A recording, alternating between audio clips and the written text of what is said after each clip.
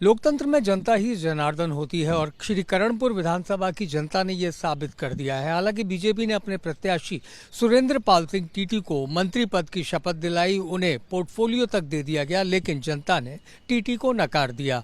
क्या एक महीने के भीतर बीजेपी सरकार के खिलाफ ये एक जनता का रुझान है? ये बताने के लिए इस वक्त मेरे साथ लक्ष्मीकांत भारद्वाज हैं, जो बीजेपी के प्रवक्ता हैं। लक्ष्मीकांत जी, बुरी हार हुई आपकी श्री करणपुर में? नहीं, देखिए, बुरी हार नहीं कह सकते हैं। ये पिछले 2018 के चुनाव में हम उस सीट पे तीसरे नंबर पर थे और उस सीट पे कांग्रेस पार्टी ने जिसको प्रत्याशी बनाया वो दिवंगत जो गुरमीत सिंह कुन्नर थे, उनके बेटे हैं। तो कांग्रेस पार्टी ने पिछले 5 सालों में और अभी जितने उपचुनाव हुए उन सब उपचुनावों में जो दिवंगत हो गए नेता, उनके परिजनों को उम्मीदवार बनाकर चुनाव में सहानुभूति हासिल करने की कोशिश की है। आप ये मानकर चलिए कि कांग्रेस पार्टी की जीत नहीं है, बल्कि एक सहानुभूति का फैक्टर था कि एक दिवंगत नेता के बेटे को आपने चुनाव लड़ाकर चुनाव जीत लिया।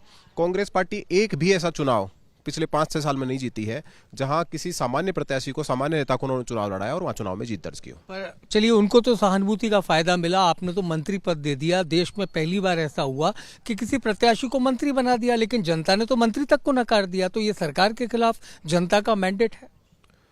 नहीं, सरकार के खिलाफ जनता का मैंडेट नहीं है। देखिए, उस पर्टिकुलर एरिया में बड़ा क्षेत्र है, वहाँ हमारे कम विधायक जीते थे, किसी को तो मंत्री बनाना ही था तो उनको मंत्री बनाया।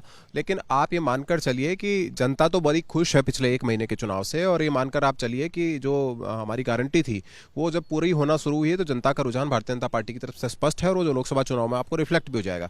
ये चुनाव पूरी तौर पर सहानुभूति के चुनाव था और जहाँ कांग्रेस पार्टी ने इसमें जीत दर्ज नहीं की, बल्कि केवल और केवल गुरमीत सिंह कुन्नर जी के निधन के बाद उनके बेटे को लोगों ने वोट दिए। राजनीति में सब कुछ जायज होता है, इसीलिए तो आपने भी मंत्री बनाया। अगर उन्होंने सहानुभूति लहर ली तो आपने मंत्री बनाकर कोशिश की राजनीतिक दांव चलने की? मैंने इससे इनकार नहीं किया है। मैं तो मानता हूं इसको कि उन्होंने चुनाव लड़ाया गुरमीत सिंह कुन्नर जी के पुत्र को और चुनाव जीत लिया।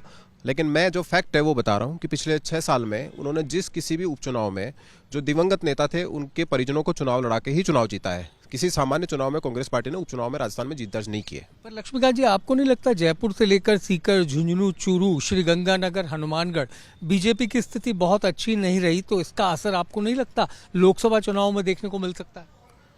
नहीं, ऐसा नहीं है। हम पूरे रीजन में अच्छा चुनाव जीते हैं। आप अगर 2018 से तुलना करेंगे तो हम पूरे इस क्षेत्र में अच्छा चुनाव जीते हैं। हम शेखावटी में, सीकर में हम पिछली बार 1 सीट नहीं जीते थे, इस बार हम 3 सीट जीते हैं। झुंझुनू में भी हमने सीटें रिपीट की हैं, चूरू में भी उतनी सीटें लेकर आए। बीकानेर में हमारे पास सारी सीटें हमारे पास है, कांग्रेस का तो खाता ही नहीं खुला वहाँ पे। तो ये आप ये नहीं कह सकते। और हम पूर्ण बहुमत की सरकार चला रहे हैं राजस्थान में, हमारे पास 115 सीटें हैं। ये जो चुनाव हारे हैं ये केवल और केवल दिवंगत प्रत्याशी के पुत्र को लड़ाने की वजह से सहानुभूति का चुनाव था। कांग्रेस इसमें चुनाव नहीं जीती। मैसेज तो खराब जाता है सरकार के और बीजेपी के खिलाफ। इसकी समीक्षा करेंगे। जी, बहुत शुक्रिया। तो बीजेपी का मानना है कि सहानुभूति के चलते कांग्रेस को ये जीत मिली है, लेकिन बीजेपी का दाव उल्टा पड़ा, इस बात से भी इनकार नहीं किया जा सकता। कैमरामैन गोविंद साहू के साथ मनीष शर्मा, एबीपी न्यूज़, जयपुर।